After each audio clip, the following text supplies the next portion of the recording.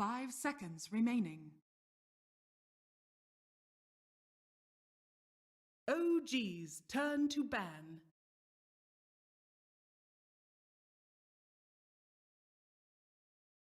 You guys, it is time. Upper bracket finals is ready to go. PSG.LGD versus OG.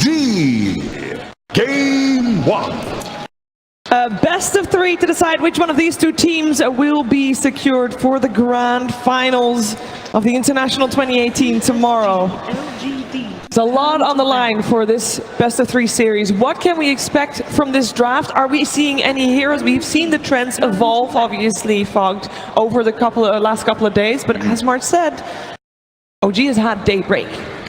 They definitely have, but LGD, the way that they dismantled Liquid is definitely a bit of concern, and also hearing the roar from the crowd every time LGD is mentioned has to put a little bit of intimidation onto OG. And look at the booth. They're coach drafting. Yep. One of the only, there was 2 teams I think who did that. 71 did that. LGD and Mineski, yeah. I think exactly. EG is too, right? Boba is drafting for them. Boba is drafting, I believe, for them as well, yeah. Yeah, I think it takes a lot of burden off your players, which is a massive benefit in my opinion, that you don't have to worry about draft or strategy at all. Like, you give your input, of course, what you think is good, but like the overall picture, you can pretty much just like relax and leave it up to your coach. Yeah, the coach is of course QQQ, and for those wondering. He's been there forever as well. Even during TI4, like after TI4 when I joined the team, he was also the coach already.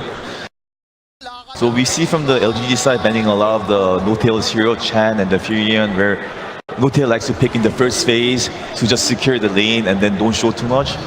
Oh, look at that. They're preparing for IO Gyro. They ban out Morphling, but yeah. OG's going to take it themselves, even though they haven't played it so much here. They played it that one game earlier, of course, but I think besides that, they didn't get to actually use their IO too much. I mean, most teams haven't. It gets banned a lot. And not even Gyrocopter only, they even paired it up with the Spectre, I think. Yes. And then there was like the Immortal Spectre, like 5k health, and then IO overcharge. 90% damage reduction or whatever it was. Yeah, that was super intense. But yeah, of course, against Klings, there's a Weaver, there's a Klings. And they go straight into the Weaver.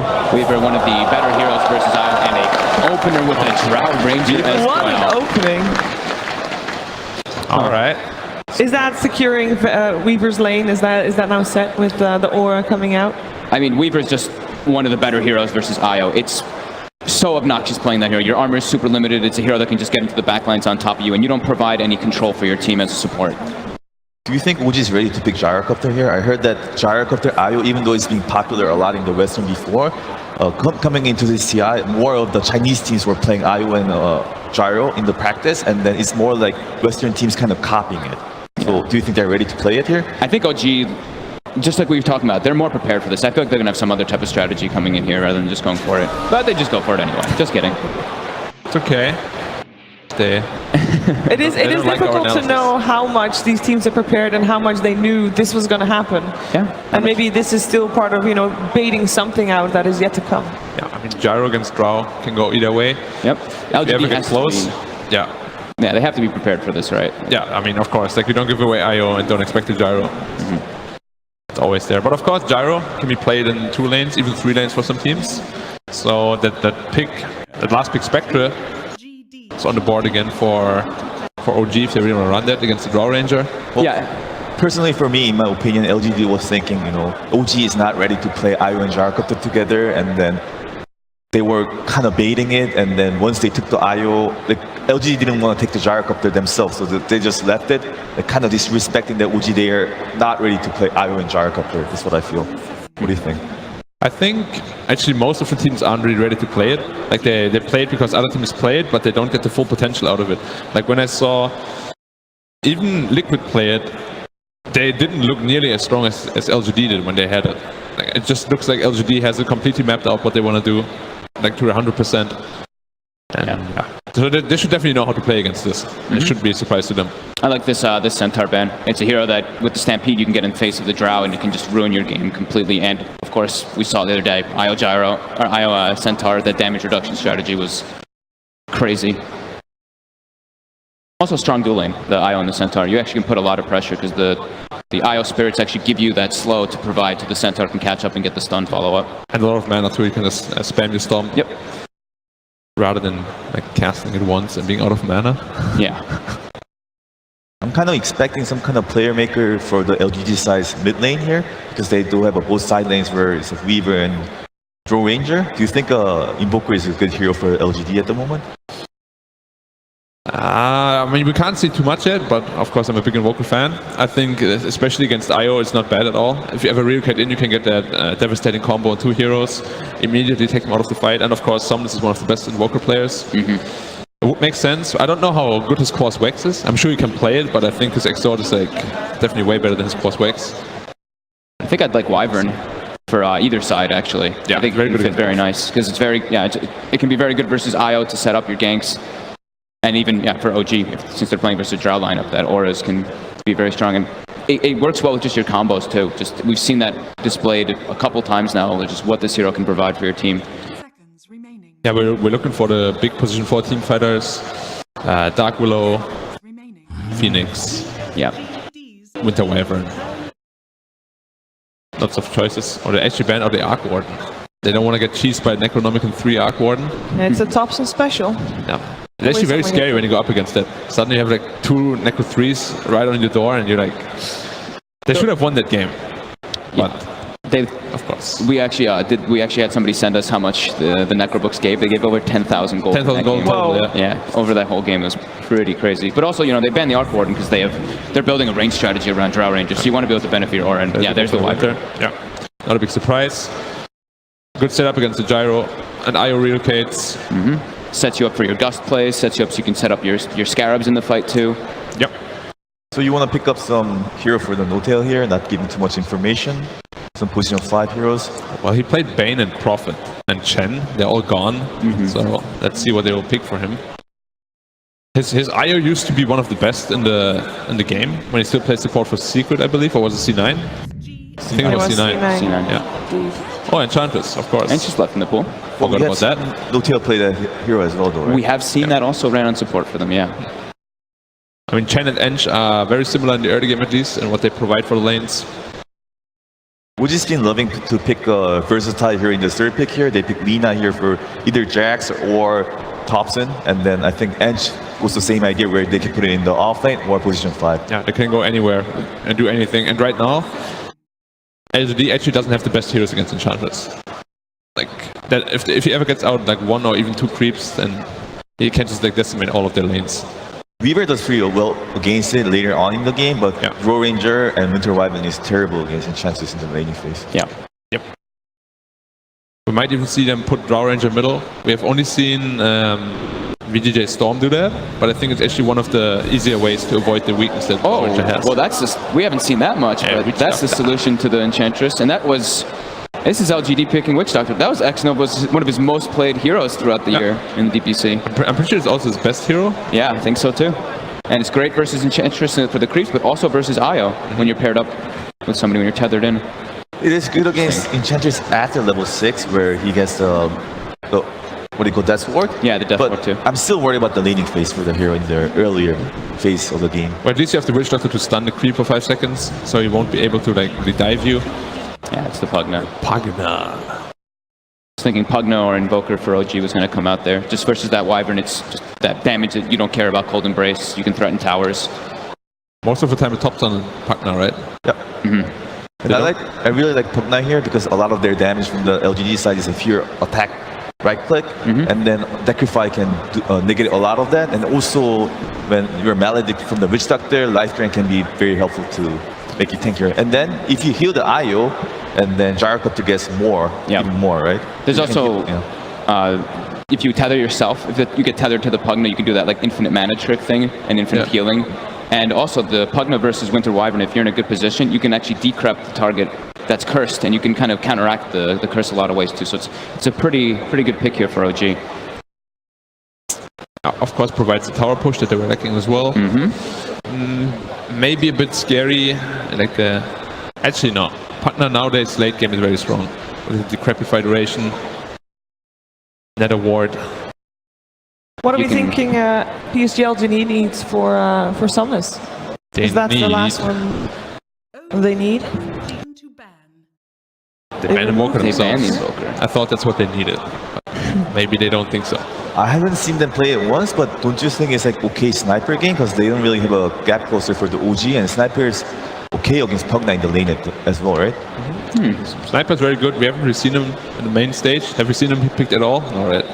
I have seen I remember the group get stage. Ocean 4. The support sniper from Jabs, I remember in the group stage. Oh, really? Yeah, that What, that lost, I assume? Yes, they did. Yeah. Doesn't sound too game-breaking. But yeah, Sniper's definitely good. What else does Summoners play? Storm is out. He wants something that can lane well. Invoker is out. Something that benefits from the Drow too. Dude, I don't know if it would be something as simple as like a Dragon Knight. You benefit from the Drow in your range form. The lane's pretty tough versus a Pugna though. Dragon Knight, yeah. Is there something that can lane properly versus a Pugna that's like, you'll win the lane regardless? Not a whole lot of heroes. Pugna is a pretty lane dominant hero. Yeah. Broodmother, but like it's crazy to say like this upper bracket team when Brood is so favored. Like I don't think LGD plays Broodmother at all, right? Yeah. Of course, Mirana. We forgot about that. Mirana is actually a really good pick. It's one of his classics too. Samus loves that hero. That's why OG is up there, not us. PSG. But yeah, now we'll have to see whether it's Eng offlane or not. It is Eng support. Wraith King offlane. Eng Wraith King is a super pressure lane. Like that Drow Ranger is not gonna have a fun time there. Well, they might even want to dodge lanes. One of the things that changed a lot with the IO is that before IO used to pair up a lot with the offlane, but what we have seen LGD do past days is that they pair it up with their carrier a lot of times. So Ench risking Dura offlane, I heard it from someone, he's like really strong lane at the same time too. Yeah, very, very strong lane. Of course, gives you a little bit of tank, which is like the front line. Gives you late game if you itemize into the Radiance. They've only got one stun on the side of OG. They've only got a Wraith King stun. It's pretty And a unreliable. foaming missile. Yeah. Wow. Huh. So what are we looking for someone? It says DK. Not too bad. I'm thinking something elusive too, but That's not what I thought they would pick. they do not have a lot of physical damage early on OG's draft. BSJ, talk to us. What's happening? No better way for me to analyze a draft with a game with the slam jammer, Huskar himself. Last pick, we saw the power of last pick Huskar from Optic yesterday, and I think it's going to have similar power this game, not only because it's going to have a good lane, but there's no way to kill this Huskar when he has a BKB. And I feel like with this Drow lineup, he's going to have the start he needs. And I'm fearful for OG's draft. I think they're going to have to step up the pace of this game in order to basically be aggressive consistently throughout the mid game so that Huskar doesn't have the space he needs. But that's pretty tough if he's like 3-4 levels ahead in lane like we've been seeing with these last pick Huskars. But there's no better way to know than just to watch the game, and no better casters than my boys Toby and Center. Take it away, boys. I love the BSJ. I absolutely love it. And I love a drone lineup with 5 range heroes. It's death from afar in this LGD lineup. Except one guy. One guy likes to get up close. That is true. The Huskar. So we were talking about how we think LGD were lacking a frontliner who was throwing up a Dragon Knight, and then toward the end of this, you just look at it and you're like, oh, wait a second. There's this one Somnus hero left that has a good laning stage and can frontline and be that sieging hero, and I just think this Huskar pick's amazing. I think it's one of those trump card picks that we've seen just win games. They mentioned the Optic versus VP game, number 1.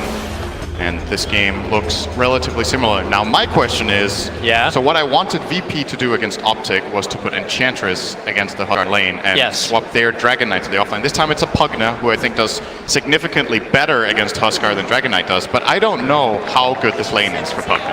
I feel like in theory Pugna should lose it, but it might not be as one-sided as we think, and it does look like OG will default lane. Yeah, they are. They are sending the Pugna. So they're going to put Thompson in towards the mid lane up against the Huskar. That leaves the Io and the Gyro combination. So we talk about how great LGD's lineup is, but there's still that Io Gyrocopter. He has been, do I dare say, the Naga Morphling of this tournament.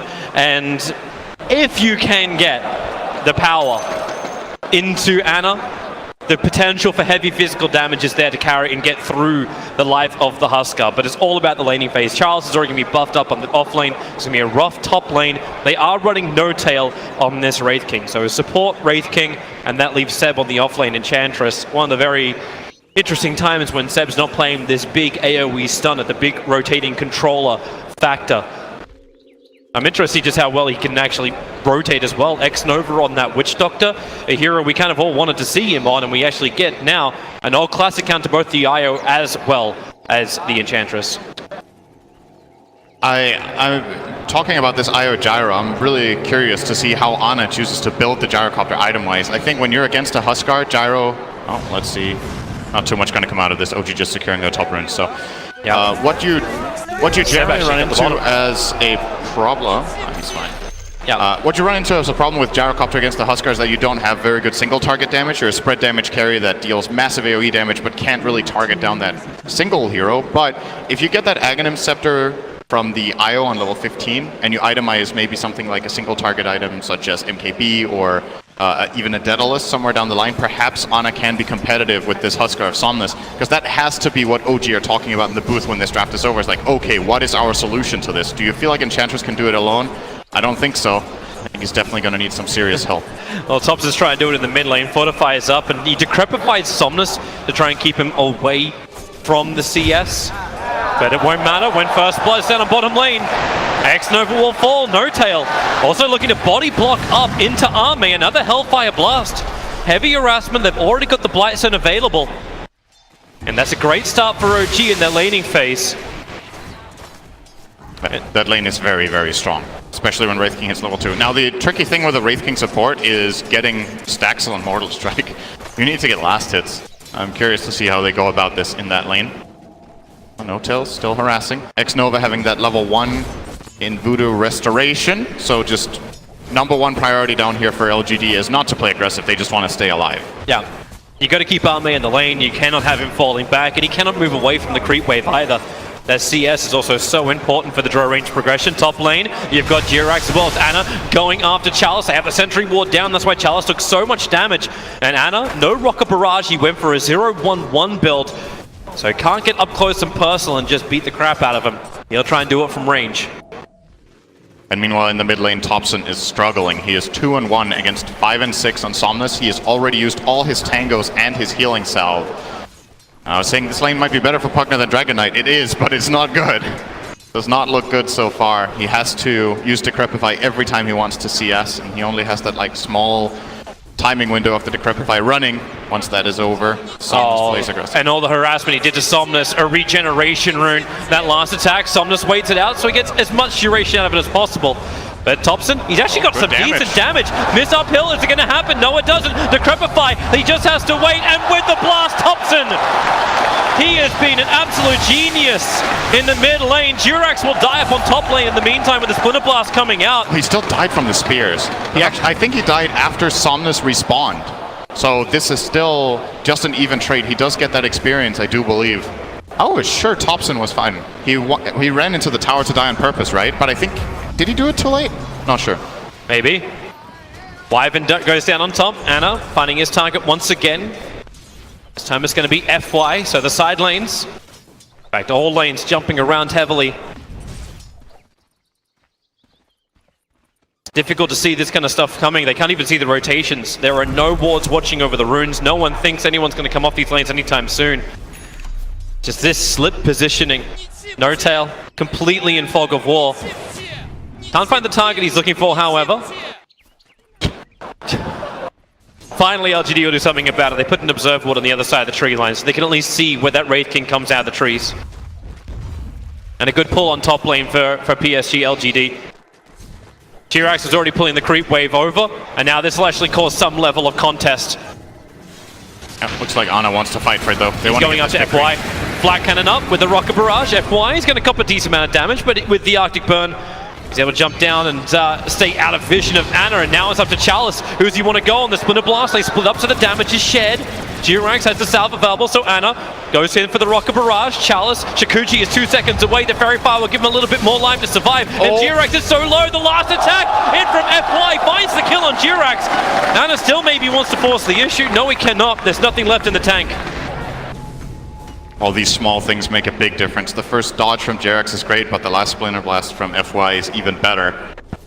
Getting that kill. Still, OG look good in the laning stage. They are 1k up. Mainly the bottom lane is where they're putting so much pressure. There is 5 CS on the Drow Ranger at minute 4:30. Yep. Is this why Notel is also running underneath the tier 2 town to deny himself? He took the creep wave with him. Not this is so Seb can be a little bit more aggressive into the town. They're only going to do minimal damage. Yeah, Thompson's very low. Bottling up. Somnus has 3 points up in these burning spears, and Thompson, Notel, he's going to arrive, he's going to give the bottle charges over. And Thompson is still, he's bottle charging between the burning spears to stay alive. If he did not have Notel TP in and actually die in the bottom lane, that would never have been a survival. But now the 5-minute runes are under contest. And PSG.LGD will take 3 out of the 4. It's so strange to look at the CS. Like, the mid laner for OG has the same CS as the safe laner for LGD, and they both have a very bad game so far. So, it's kind of even across the board in that sense. The biggest problem for Thompson is just how many denies are on this Huskar. He will be grabbing that level 6 now, and this makes the lane so much more difficult for Thompson because they're going up to Ana, top lane. Chalice diving in pretty deep with a swarm out. Ana just has to flag, can get a little bit more damage, and with the help of Notel, maybe they can actually get the revenge kills. And FY can't finish the job. In fact, he'll die. OG bring the numbers. Notel with the rotation. And LGD, the lane that's meant to be really aggressive, still not fully buffed up by Ame just yet. Yeah, Ame is trying to hit Seb. It's not going very well. Oh, Enchantress. What a hero. It's actually one of the, like, when you think about it for a Drow Ranger, you need to keep the cold arrows continuously flying out towards that off lane and get this slow, make it so they can't just charge forward. But this Enchantress with 3 points and untouchable is untouchable with the Chalice. He didn't have Shikuchi. And Ana can just run him down. Now on bottom lane 2, underneath the tier 1 tower, it's going to be a quick gust back, but Seb, he knows Witch Doctor can't attack. Once the abilities are being used, Seb is just all by himself, able to tank through everything. He's got raindrops, he's got stick charges, and they are really going to force the issue. Ame doesn't want to be here, TP out, no tail! He'll get the stun, X-Nova needs to help him out. A little bit of Voodoo Restoration goes a long way, but not far enough. Seb stays on top of him, he's got a couple of extra impetus to throw out, and he's found Drow Ranger. A double kill for the offlane of OG. And they get the tower as well. Oh boy. When is this Huskar going to start to change up the tempo? LGD needs something. OG, they're having so much fun in their side lanes. Now a 2k gold advantage going their way. Thompson's in trouble. That'll be something. FY gets the kill on the mid laner, but he feels like the full sacrificial lamb for OG. Yeah, Enchantress and Gyro are the 2 carries on OG's side right now. Thompson is probably going to go more of a utility route. It's very early to call it, obviously. He's currently eyeing up a Veil, which will help his Gyrocopter do a lot more damage in teamfights with the call down and the Rocket Barrage. But yeah, it's the only lane that's really going well for LGD is that mid lane. So Somnus definitely has to deliver in this game. And you look at LGD's heroes, they probably want to play around him. They got his attention. Somnus jumps over towards the Wraith King. A lot of damage from the spirits. He'll go for the Inner Vitality. Support rotating in. It's coming in from Seb. Somnus doesn't want anything to do with this one. Enchantress is the Huskar killer, but when Ame can get the silence, G-Rex has to switch targets, try and keep him alive, but now Thompson also arrives. The blast is heavy damage into X-Nova, but Chalice will also TP in, looking for the kill on G-Rex. G-Rex, the TP out will be possible. Raindrop protects him. Enchantress, he just can't bloody attack. It's the slowest attack into the untouchable Seb. Shikuchi will do some damage, but now the bottle charges. Thompson is enabling his offlaner, and PSG.LGD, they're uncertain how they fight this, but this will be the easier kill. Thompson trying to taunt. It's smart, it's raining, and he baited, and Chalice will fall! Thompson, he looked like a damsel in distress, but this damsel is a knight. The action's not stopping yet though, no tail in mid. Yeah, look at it go underneath the tower. Somnus with a quick jump, but no tail. He's okay with this. Thompson re-arrives back in the mid lane. Another quick blast onto the Huskar. And Seb can keep the pressure on the bottom lane. LGD They're under such heavy pressure. 17 kills in 9 minutes. And OG are hitting 3k advantage, both gold and experience. And then not wanting to let up. Notel's just running down the mid. He doesn't care, he doesn't have an ultimate. He's got friends. 4 players from OG. Of course, that makes the Splinter Blast from FY a little bit more effective. Underneath the tower, Somnus will cop the homing missile, but Seb's rotated in from the side. FY, he knows there's no save. It's the reason why he never even leveled up Cold Embrace. OG are playing super fast. This rotation is a really big one. If they don't get the tower here, this isn't really worth it for them, but... Oh, that's a nice interaction, just life draining into Pugna. It's balance in all things. Oh, FY, no. Splinter Blast is out. Notel's very, very low. Husker jumping forward, chasing after Anna, but with the cooldown and the flag cannon, Somnus cannot repel firepower of that magnitude. Durex wants to get it back out again. He won't get it in time. Barely missing out. It would have saved Anna's life. So OG, they have to turn around. Notel still not level 6. Can't stay here. Thompson with a maledict on him. He will die. Charles has a double kill, and LGD are fighting back. Io has managed to come all the way over. Not the heroes he want, the agents he want to try and find. Charles gets a triple kill, but it's Durex on the run from Xnova. Paralyzing Cask off cooldown in 1 second time, a little too long. As Seb and Durex moves over, but Charles, quick, fast, looking for the bounties, looking for the money in the bottle charges, and he'll get both of them. This is such a huge moment. What LGD just managed to do was take a team fight without Ame, and they get all 4 runes. It looks like Ame might die here to Ana, but yeah, they got so much out of this. Support's coming in. Charles's TP is enough just to warn off Ana, because there was no support nearby.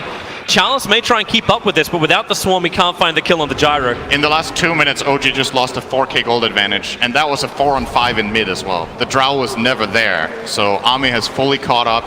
All those runes. This is a very, very big comeback for LGD. Yep. These last minutes. This game gets a little bit closer. Of course, OG, they're still going to be very happy with their start. But the Enchantress needs to start having a little bit more damage, building in towards the Dragonlands, have the range to play with. Notel, okay, that's aggressive. Fortification will stop Thompson from taking this mid tower. DD rune, catapult plus a level 4 nether blast. That's practically the instant kill on the tower. Same as the Wraith King dying off, but Durex and Anna, they've arrived. They want the kill onto Ame. The stun will not land in time.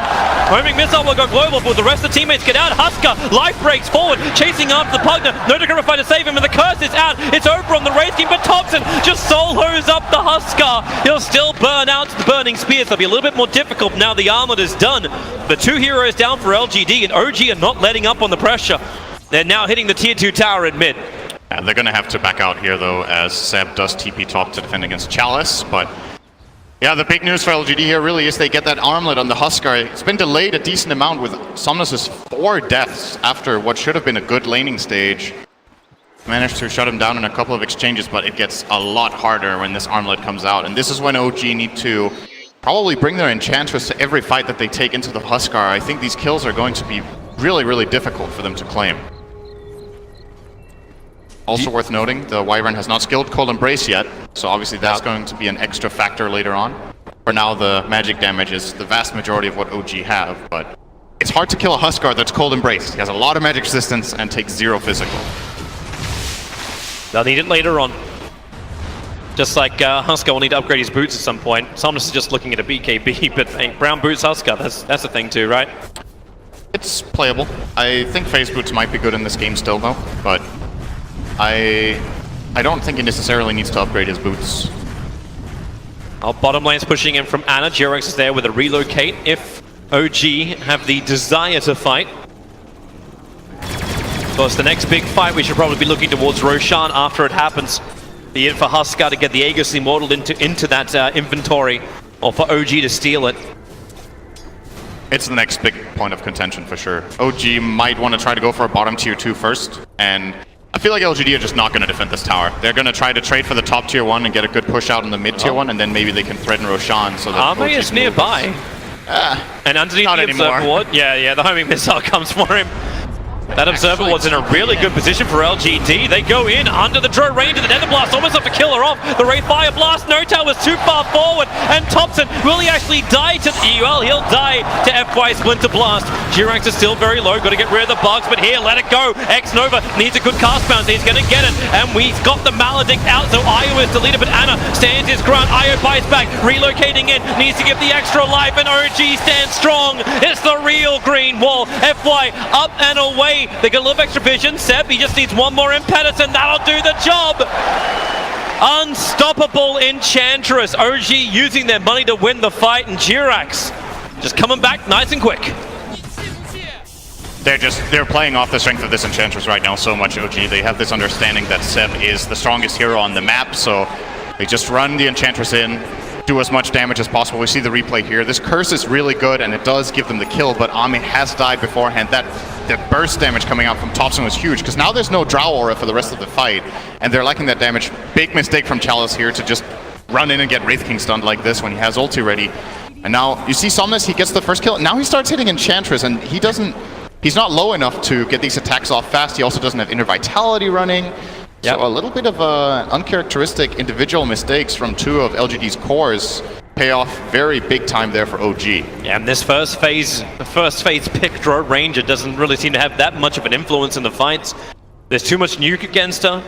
Drow Ranger going in for a Mask of Madness. Ame just needs to speed up his level, his rate of farm, as well as do damage. Sometimes that is enough as a Drow Ranger, just have a Mask of Madness and a BKB, and you can be useful in the fights.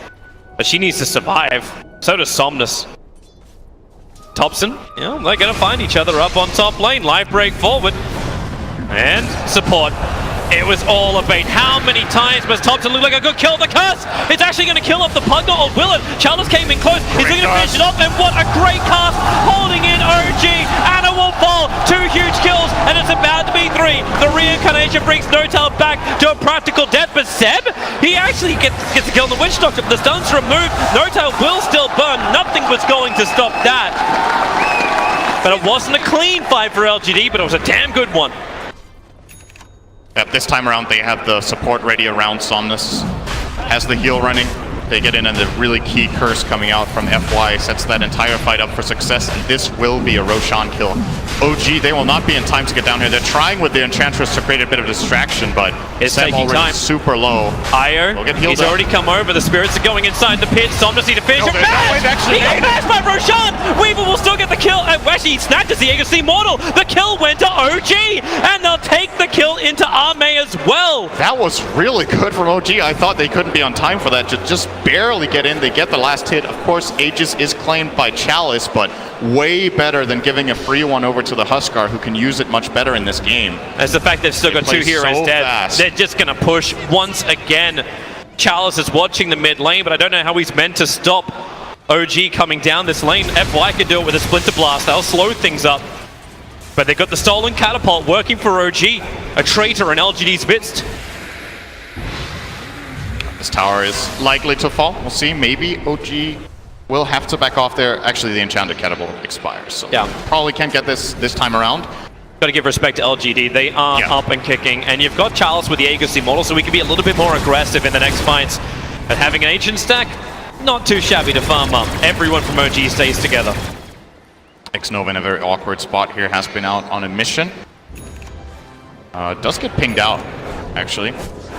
And does get out. And they're pinging, trying to look for his ward. He put it down in the lane instead, so it was a long way up they were looking. This may just burn a couple of sentries from OG, but they'll come towards the mid lane, maybe get some money to pay for it. As once again, LGD looking to force in the mid lane. But the defense duty is here. Great Observer Ward from LGD, gets really good information on OG's positioning. And they know, as a 5v5 fight, probably something they do not want to take right now. OG are still doing a great job right now, but you got to think ahead in this game as well and imagine what will OG do once the BKB start coming out. LGD don't want to wait around though. Yeah, he's coming in. Thompson has to cripify himself up. He will still get swarmed too. And Notel in the midst of the fight. Great Maladin catching out both. Not to mention the cast step can't run away. That Death Ward is doing its work. And maybe there is time. No, the full Death Ward channel. That doesn't care about Untouchable. Notel should still pop in the trees. Xnova had more than enough damage to get the double kill.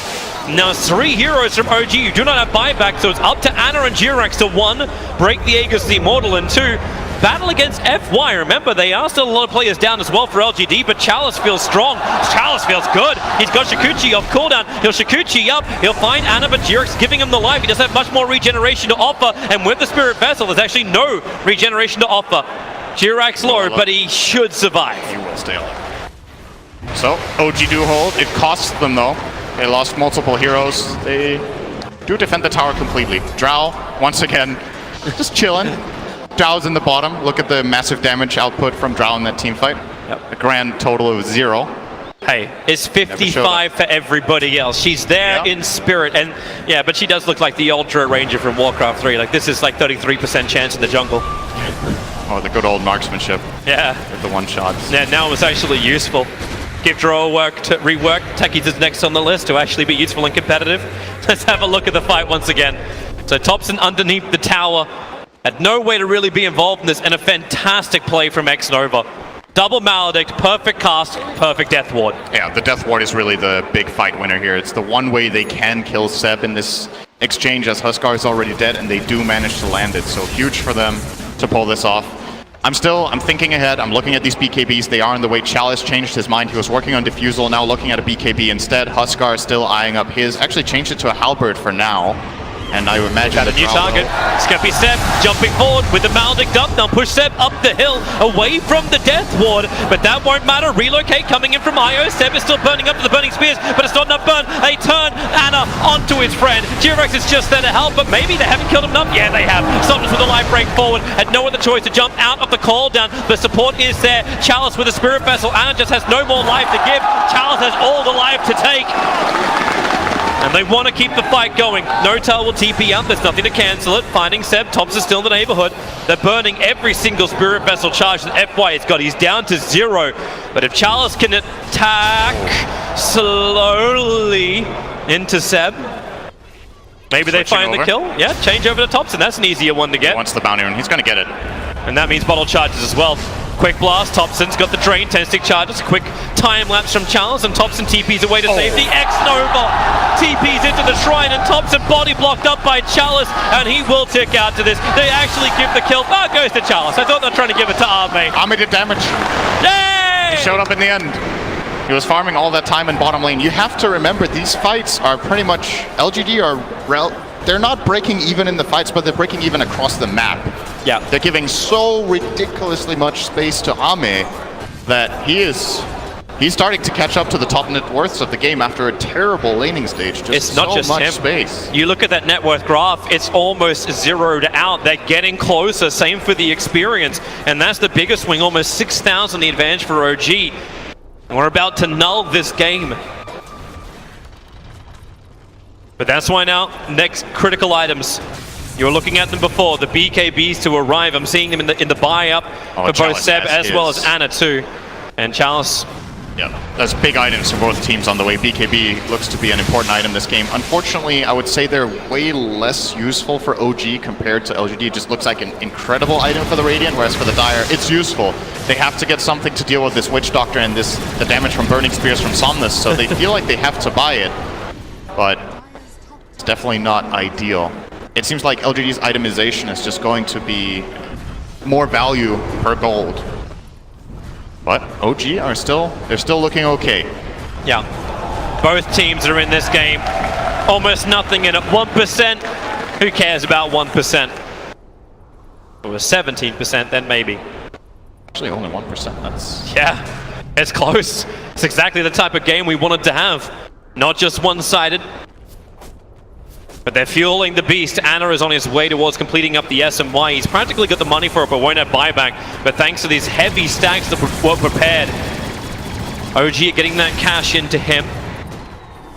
Yep, JRX getting a level 15 is massive here. Should be grabbing it from the next creep that they kill, so... Yeah, forgot about the experience. XP gain talent on IO is such a big part of this hero. The talents of IO are so incredible that just getting toward those earlier makes such a big difference. JRX hasn't picked his talent yet. I do imagine it will. There we go. Tether. Aghanim Scepter up. Will now give Gyro that side gunner. This is why Anna also has that Maelstrom earlier on. I understand that you want to have him with the BKB, but this is still just so powerful in the current game until all these BKBs from LGD have arrived. Mid tower, Anna gets the denial. He was waiting for it. Just outside of the vision of LGD. They didn't see it coming. I got a TP out of No Tail as well, but still. Looks like Seb's changed his mind. He had the BKB queued up, but now Scythe the Vice. He's looking for Disable. Yeah, OG might feel like if they don't get this jump with the Hex, they don't have solutions for the BKBs, so the way that they kill heroes will be that they see the enemy first, get that clutch hex off, and then do the burst damage that they do have.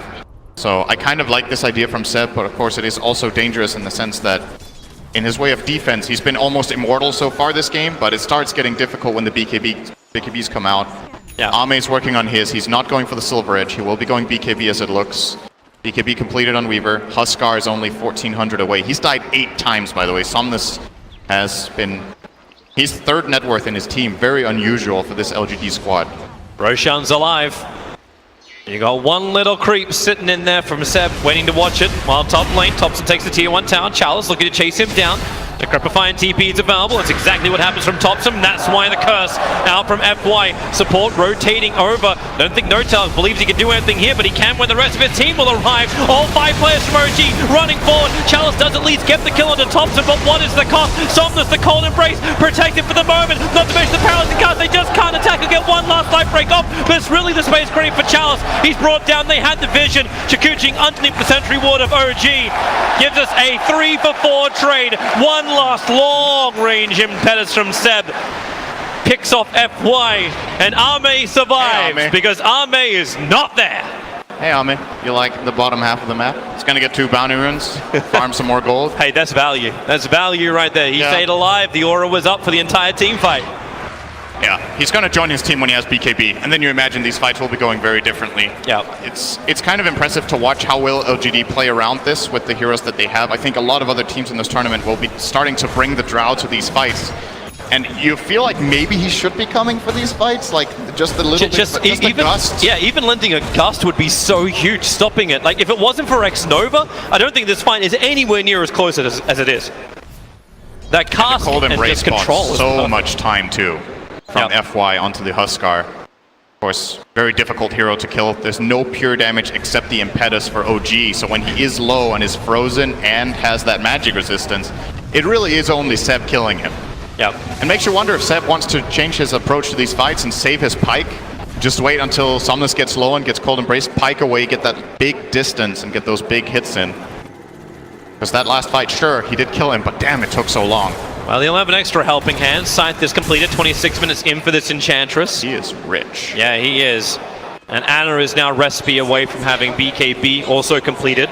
Because you have to keep your eye on the buyback menu, because LGD have 4 up at the moment, OG have 0. So if it comes to the fight just to get that Aegis Immortal into the hands, LGD have the money to keep the fight going. Charles will get rid of the little hellbear that was inside and reveals to themselves that Roshan is up. But he's underneath. There's the first hex going to use, and damn! That damage comes thick, comes fast. Curse. Oh, it hurts so much because got him. No, mech. He's alive. Jirax that is good. Was close. Looked for a moment like he had him with that last Splinter Blast timing, but they're going in for Roshan. Weaver's down. They can force one of these buybacks out. The vision from LGD was dewarded previously, so they need extra information. FY's coming in. He can Arctic Burn him. They'll see if the Spirit's bouncing around side of Roshan, but can you really get it? I think they'll let him have it. getting aggressive. They have no Curse, they have no Weaver, and they're so close to their BKBs. So this timing, perfect for OG. BKB will now be completed by Drow. Huskar has his as well. So in the following fight, that will be coming up soon, it's 10, 10, and 9-second BKBs for the LGD side. But that Aegis buffer could make the difference. The cheese as well onto Jirax. So this Gyrocopter more or less has 3 lives in the coming fight, unless Jirax gets focused. That's something LGD have to pay attention to. Notel jumps forward, finds FY. He does not stand a chance. This Blink Dagger, he doesn't have many items, the Wraith King, but the Blink Dagger just starts initiation off. And Seb can keep the disable following after that point, not to mention the heavy DPS. It's the one item you truly want on a support Wraith King. If you're in a game where you're not going to get Mana Burn, not get your ulti off, which doesn't seem to be the case. Actually, Weaver does have a bit. Oh, buyback forced. Yeah. Big damage from Ame. They're going to start to back off. BKB has just arrived for Anna as they want to keep the force going in. Jirax, on purpose, took a lot of damage before that fight began, so he can use the cheese he's holding in his hand. So allows him to just force the high ground against LGD. But how much does OG really need to force? Like, are they on a clock? Do they need to go high ground? Does LGD hit that point where OG just cannot deal with them? I think OG got through the stage of the game that should have been really, really difficult for them. So They can control the map, they can keep getting bounty runes. If Ana starts getting some serious single target damage with the side gunner, they have solutions for Huskar later on. So I definitely feel like both teams can win this game going late. It's just, you've seen these Drow lineups, and we saw this game from LGD as well. They played a Drow strat against VP, and they were looking really grim. They take one big fight, and they just run down mid and end the game. So Drow strats, even when they're behind, they're still dangerous to face just because of that raw pushing power. When you make a mistake, you've got to either have the buybacks ready or be sure that your lanes are pushed in really, really well to not give anything over the other way. Well, Drow is not running down mid. OG, 3 sentry wards go down to ensure there is no vision around the hillside. Actually, make it 4. This also means that Weaver can't Shakuchi around the fight. So Topson drops the netherboard. He wants to just start blasting away at that tier 3 tower. And this is not something they can just let happen. Chalice is beginning his TP back. He wanted more time to farm. He's trying to get in for this nullifier, but it's taking time. At least the Drow Ranger can get rid of the ward. That's easy money, but outside the base, Ana, he's getting real trouble. X-Nova, the Death War's doing work. Jirax, really? Look at this life! Topson, there's just chain healing! LGD need to back off. The buybacks are coming in. Topson comes back, and they are just impetus throwing towards Somnus. He can armor toggle. It's a perfect curse. Red King will lose his ultimate with the gust of follow-up. Ana can't trigger off anything. There's no BKB left anymore. And Weaver protected by the cold embrace. Chalice, he can't time-lapse. Seb was able to bring him down, and with the Netherward, X-Nova is just hitting himself up, but that's where the Paralyzing Cast. Does it bounce back over to Seb? Yes, it does. It holds him there. So Somnus looking for the life break. Jirax is around the corner too. Topson took himself a double kill for Somnus. He wants to run forward. Jirax gives so much life back over to Seb to stand his ground. The tether did snap, however. Topson wants to help out. The blast is heavy, but LGD are stronger. Topson with the Spirit Vessel. He cannot survive. He cannot blink. He actually can't even drain. He knows he has to wait this out. Spirit Vessel will now time off, and once he got Decrepify, drain, he turns around on X-Nova, but Somnus is here looking for the big kill. Almost a denial from the creeps, but it is Somnus who takes the kill. And OG in full retreat. They did not claim anything inside the base. LGD come out to them. And that was both the Aegis and Cheese expended from OG as well as the Pugna dieback. Fortunately for Topson, his first life was actually a deny. He killed himself by draining so much life into the IO. So at the very least, LGD won that fight by 1 less kill bounty, if you will. But still, they're starting to show what they can do with these BKBs. This was a fight that was supposed to be massively disadvantageous for them with this Aegis and Cheese. The next one will be so much easier. Also, just the safety of knowing. Oh, bottom lane. Curse. FY, curses, TP's out. The relocate was on the way from Io. Just the safety of knowing that Pugna has no buyback now. It's an excellent target in the coming fights, and we see it here. So the healing here is actually just ridiculous, the way they do this. So they do the perfect mech, they keep draining into the IO, who's healing the gyro. Finally, he does get the deny off, buys back instantly, comes back in. But the next curse. That felt a bit odd. This seals the fight. It looked like Jirax actually just at full health, so there was no... Was there even a heal going through the tether at the beginning? At least they turned it around OG to get a little bit more of a closer fight, but Seb is still doing the calculations in his head. Was that good? A little bit. Jirax is now going to have more money than God. Doesn't go for the health regen. Talent goes for 150 gold per minute on this level 20 IO. Wants to get the greaves up, wants to have the defense items available. Getting so high levels from just playing around the gyro who farms so fast, so yep. Do you actually want to see him get a lot more damage too? Like, you're seeing a lot of sustain coming in from Io, but the damage from Ana is not that high. He's been staring down the barrel of this Satanic for a very long time, but the damage just doesn't exist yet. I think it's something Jirax might plan for the super late game, but for now I like this defensive approach better. They have to do everything they can to just enable Ana to stay alive. So every defensive item in the book for Jirax will make a difference. Finally, a 33-minute halberd for Somnus. He's so far behind what he usually would be in this position on Huskar, but his team has got the job done so that they're still in this... They're doing okay in this game. They're still feeling the pressure, though, for sure. Well, Ame is finally actually hit level 20, so that plus 20 marksmanship agility is now amping everybody up by 75 damage. And remember, it is a full range lineup, so they actually hit quite hard when they have the opportunity to just stand there and do it. Topson's looking to actually just burst. He's gone for this level 1 Dagon, and he's got the whole level 5 queued up, ready to go. So they just want to pop him and move forward. Yeah, OG, they have all this magic damage, so if they can either get the Hex Burst with the Dagon or outlast the BKBs, this item build from Thompson will be very useful later on. But can he kill a Chalice? Like, I'm looking at Chalice at the moment, and he's already got the Sacred Relic. The damage output, 137 plus 169. It's going to be a massive problem for Thompson. He can't self-decrep anymore against this Nullifier. Yep. And Chalice will for sure be running at this Pugna at the start of every fight. Him or the IO. And whoever gets decrepified just keeps laying into them in his BKB. Chalice denied the Illusion Rune by Notel. Drops an extra Sentry Ward because, hey, why not? Got the money. But OG, how do you play this? You've now got the Satanic up from the Gyrocopter. Do you just go high ground? Is Roshan the next port of call? He may respawn in 30 seconds time. But in the meantime, these BKBs are arriving. Huskar's able to actually get items for once. And the Drow Ranger is continuously finding levels. Both teams are absolutely playing for this Roshan right now.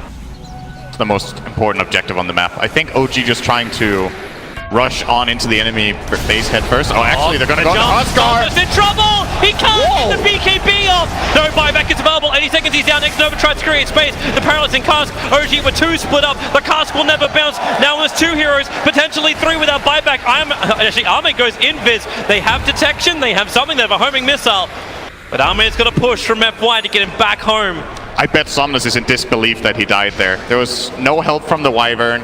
He just kind of got blown up by magic damage as Huskar in this moment. The Decrepify plus Veil doing work. There's the Gust back. Anna can actually burn the BKB quickly. Charles coming into the fight. You got the Curse out. It's just an Enchantress without the Impetus hitting in towards Anna, but Charles with that Nullifier. He's ready to fight, looking for a new target. No tails in deep. Damn that damage. Charles!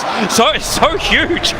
Still has Nullifier available. Nice Gust actually slowing down the Enchantress. The jump forward and then has to timeless back away to safety. Thompson put down the wall, but he can't keep his life. He was in way too deep. Seb, is there a stun? There isn't. No one that pierces the immunity. They defended 3 on 5. The Huskar with no buyback. The Witch Doctor, I believe, also didn't have buyback, just ends up respawning here toward the end of the fight. Ridiculous defense coming in from LGD here. They just find this minor opportunity to get the jump. And this is big, because now they're getting Roche. OG are 3 on 5. There is no way in hell they can take this fight without 2 cores. I seriously thought it was LGD who were the ones who were meant to be like potentially losing a full lane of racks. Yeah. But without the buybacks on OG, you can send the creep in, you know what's going on, but you can't really contest this. Notel's just pushing out the bottom lane. Seb will not go in. It will be suicide to do so. LGD have Aegis, Cheese, and Refresher Shot. And you're not going to kill Somnus twice in a row like this, what they just pulled before.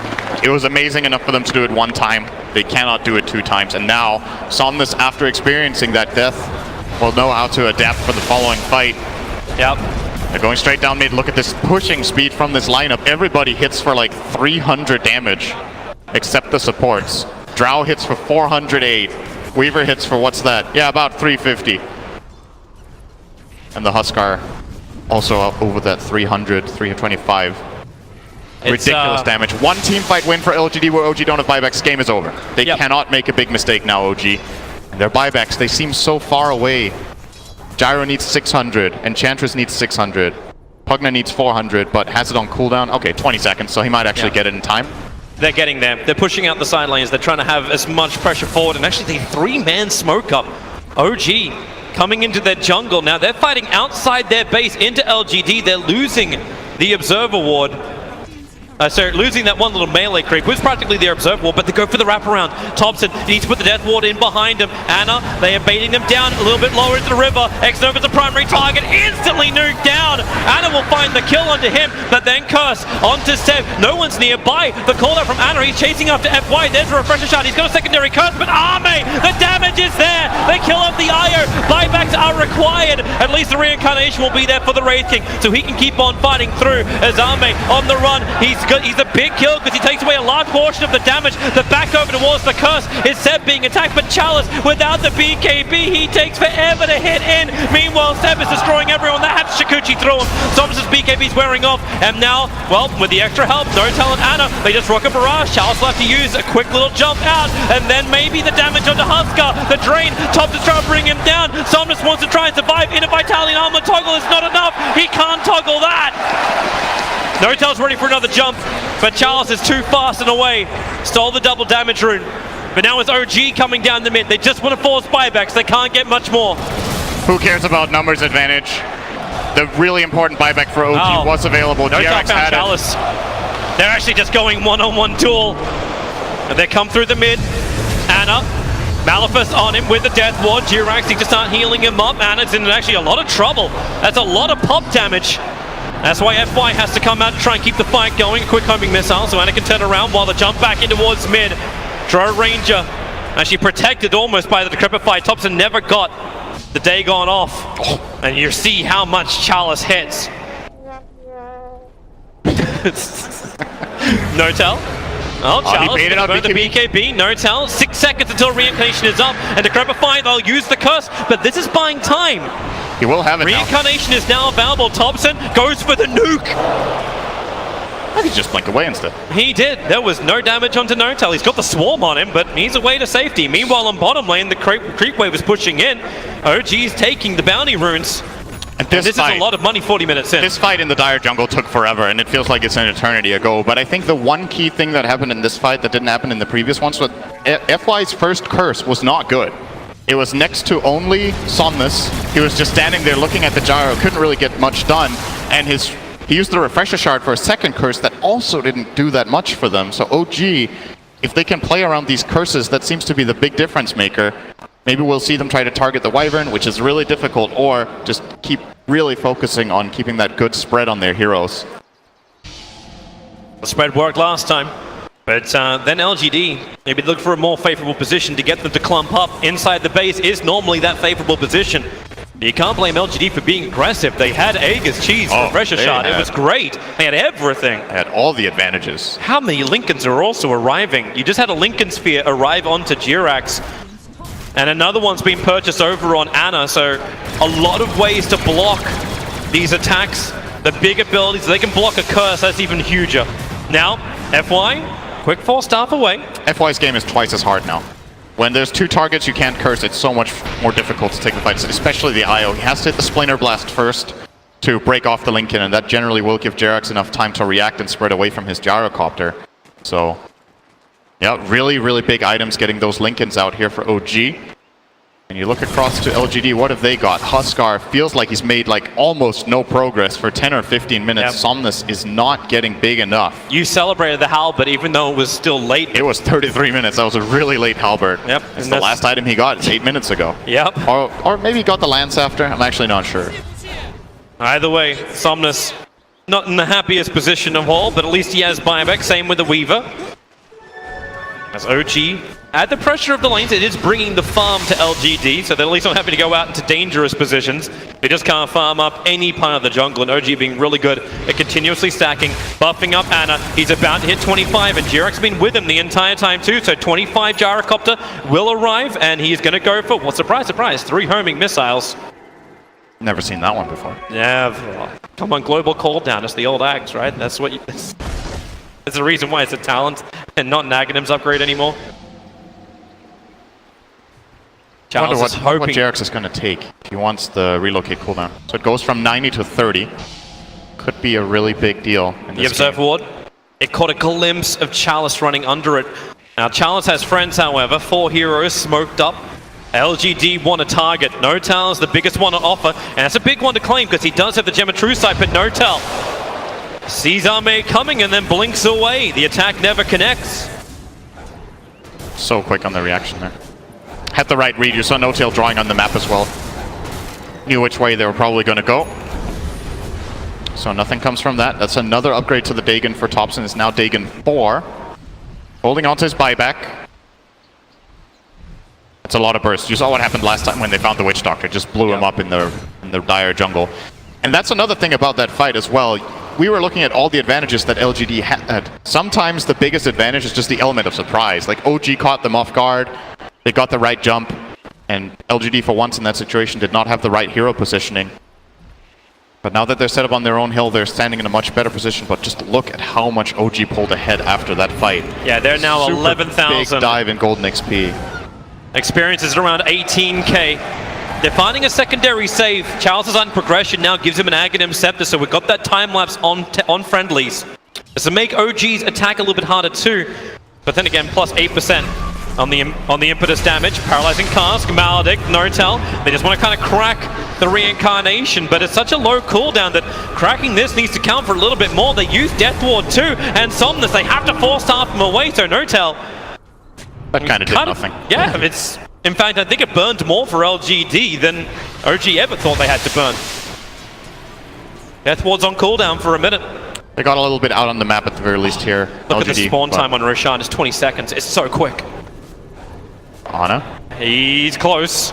Sentry Ward gets planted. Anna's still out of range of it. Observer and Sentry, they'll see Notel jump in right on top of him. He doesn't have that reincarnation back up against the Notel's down, but Anna, he turns on the damage. BKB with a Black Hand Jerks is there to help him out. Somnus standing his ground, the cold embrace. Anna does no more damage anymore. It's all up to Seb. He looks for his target and they pop him. They pop 2, they pop 3. Arme forced after away. He'll actually be able to evade, so Seb can't get the instant kill onto the Drow Ranger. Xnova knows he needs to retreat quickly. But with Roshan up in... Actually, no, he's up in 2 minutes time. It's not even a fast one. That was a potential spawn time. OG, it's their choice. Do you want to go up without Anna, or do they just wait it out? I think this is a difficult siege for them. Topson is actually sticking around, has the sentry advantage here, but does know what Ame is up to. Kind of looks like he's baiting it. Oh! Yeah, you did do that! He was baiting it. He was baiting it. And now they go up 100 seconds without the Drow Ranger. All 3 cores from LGD are down. OG, this is the moment. This is the day. They will take the mid lane of Rax. They got extra catapults converted for the cores. Fortification will buy a little bit more time. But OG, there should be 2 lanes of Rax. You can already see them itching to move towards the top. There's no tier 3 tower to work through. 26 seconds until the Weaver. That's the window of opportunity. Jerax helping with the push a lot here with that attack talent. So it goes that little bit faster, which might have made a difference here. Huskar about to spawn. They got 2 lanes. And OG, they'll back up for now. They'll grab the creep wave on bottom. And they'll look towards Roshan. They know he could possibly spawn up. He's 30 seconds away. Let's have a look at this. Explosion of Arme. 70% to 0. I think he's a happy chappy. That's that taken 5. So Roche, 15 seconds away. You have this feeling that if OG do manage to claim this, it should be almost impossible for them to lose this game. That's why LGD are coming out. And I think at this point, you look at LGD's lineup, I think they have to rely on a good curse. They need OG to help kill themselves. The damage output from this Radiant lineup is still insane with that heavy physical, but... I hate to tell you, but OG have 5 buybacks available at a shrine they can TP over to. That helps. Yeah, it really does. Here comes Somnus, looks inside the pit, sees Jirax, sees Anna, forces him away. The swarm flies forward, but OG have the high ground. They trigger the first Lincoln Sphere out, and Notel jumps in. He gets the stun over on the Weaver, but they want the bigger one. Huskar, nuke down, drain out. They'll time-lapse, giving Somnus more life to fight with the BKB protection. Maledict and the Death Ward, they're pushing him back. Somnus will come up. FY gets away from Notel. He'll now turn over towards Xnova, but it's all on the back of the cause. You'll get the kill onto Anna, but there's just not enough buybacks in LGD's tank to survive this. There's one for the Weaver, but Huskar is down. Notel keeps the pressure on. He's got reincarnation, slowing him up, and FY, Seb hits like a cannon. Buybacks are in for LGD. Roshan's still alive, and just for good measure, a double damage rune in the top river. Sure, why not? I've seen faster Roshans, but not that many. Aegis to the Immortal. They've defended with 3 before. They have to do it again. 50 seconds should be more than enough for OG to force in, but this 3-man defense against Aegis, Cheese, and Refresher. No curse as well. I'm least- favoring OG a little bit here. Arme at least has his BKB up. Charles needs another 10 seconds before his will be available. They can really only defend the tier 4 towers. There's still a 5% chance. That's more than I would have given LGD at the moment. But the jump in, no doubt looking for the target. They just eliminate Arme and maybe eliminate them from game 1. Yes, they do. OG, 49 minutes it almost took.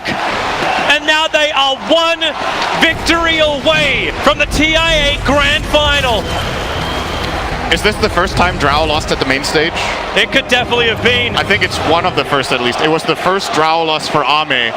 So OG defeating one of LGD's best strategies.